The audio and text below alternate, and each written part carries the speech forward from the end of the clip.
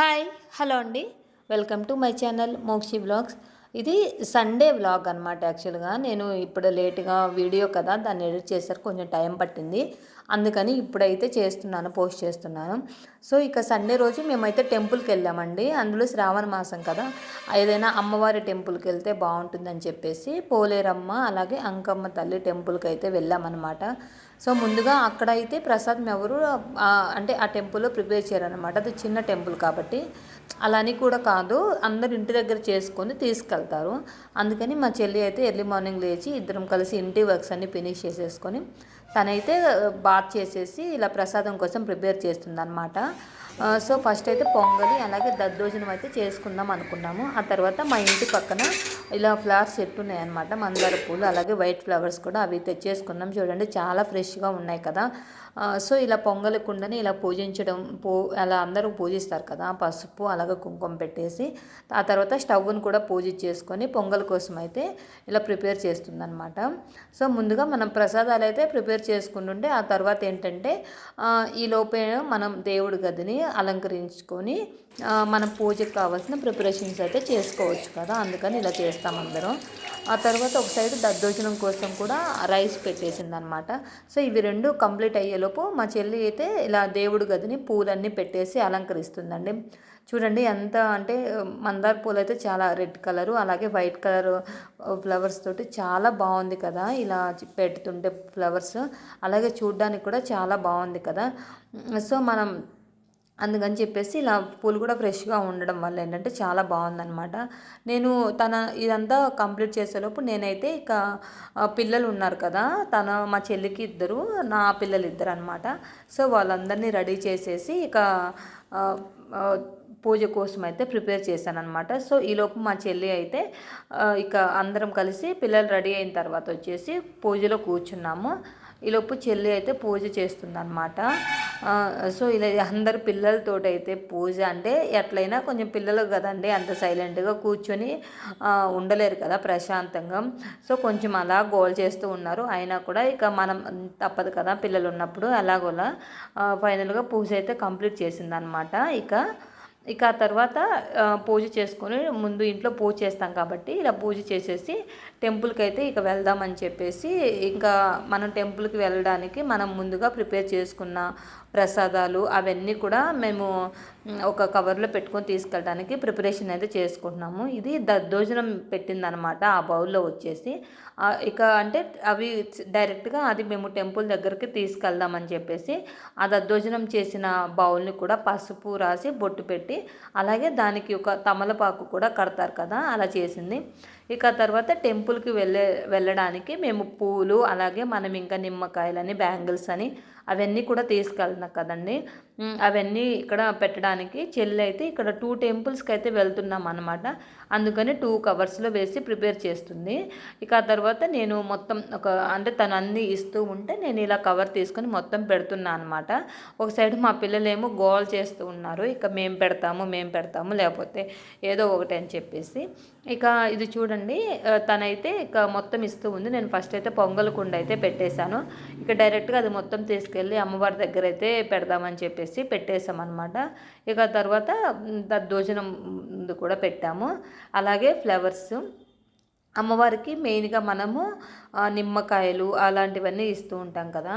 So అమ్మవారి టెంపుల్లో అందుకని ఇగో నిమ్మకాయలు కూడా పెట్టేశామండి.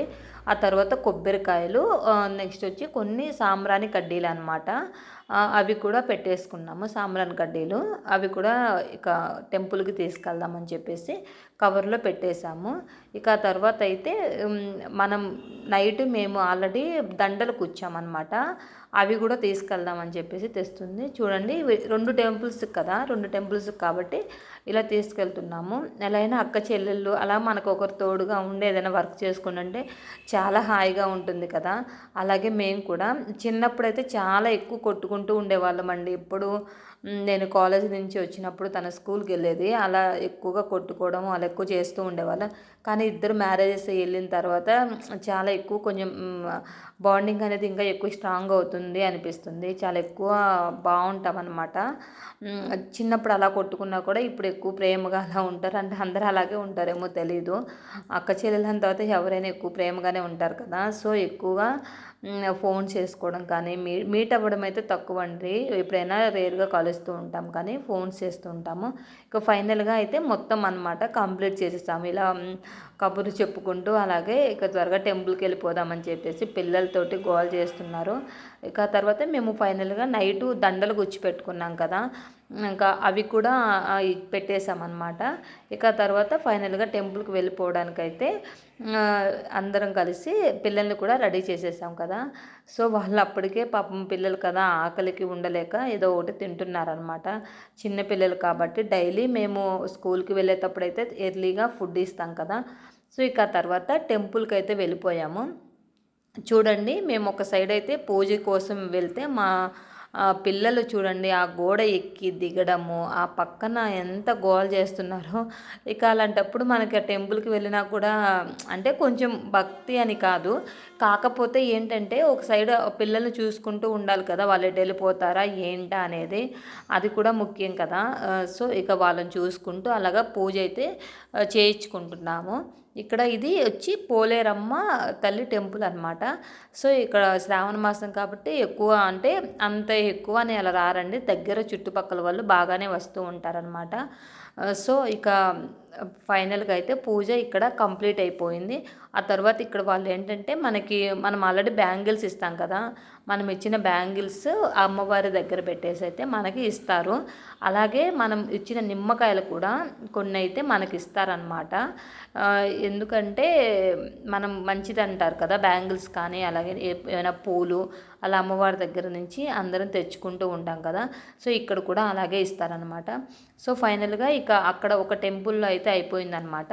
ఇక్కడ టెంపుల్ కాబట్టి అంత ఎక్కువ అంటే వాళ్ళు పూజ చేసేది. ఇంకా మేము నెక్స్ట్ టెంపుల్ దగ్గర అయితే లోపల కూర్చోబెట్టి పూజ చేశారండి.